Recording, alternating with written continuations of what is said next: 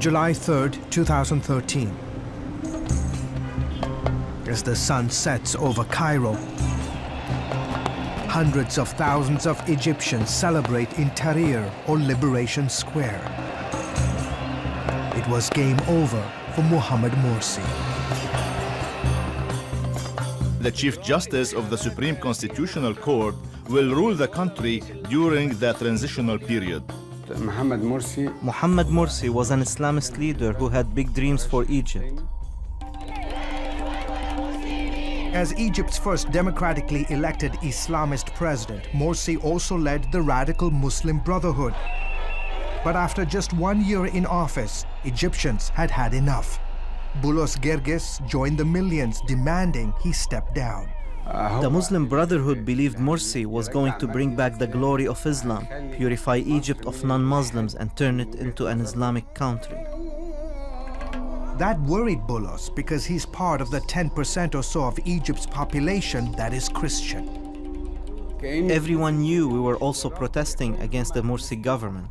Samir Abashkeron, a prominent Egyptian Christian, believes Morsi's removal was nothing short of a miracle.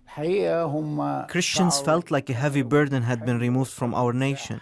We could never have imagined that such an outcome was possible, but we prayed and God answered. But then came the Islamic threats.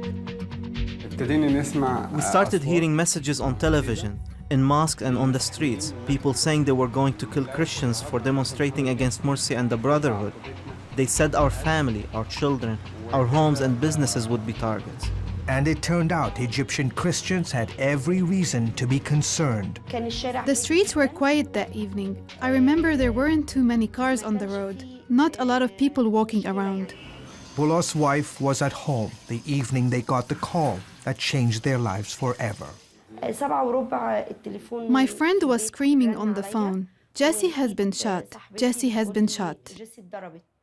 The day was August 6th, around 7:15 in the evening. Jesse had just walked out of church, having finished 9 days of a 10-day vacation Bible school. She had walked down this very street, came to this spot that I'm standing at, and one single shot to the heart ended her life.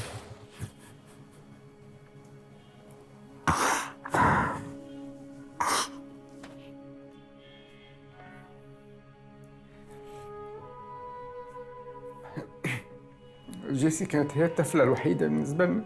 Jesse was our only little child.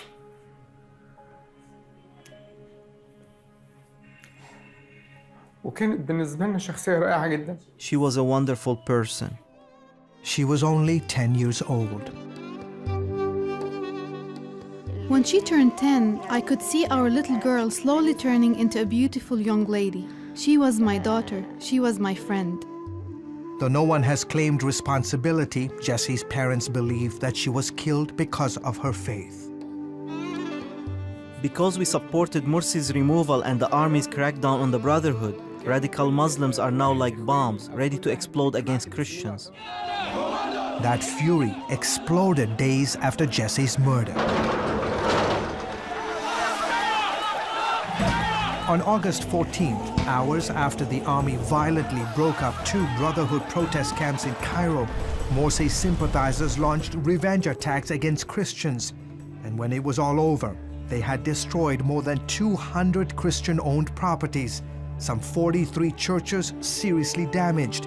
Shops, businesses, cars, and homes belonging to Christians were also targeted.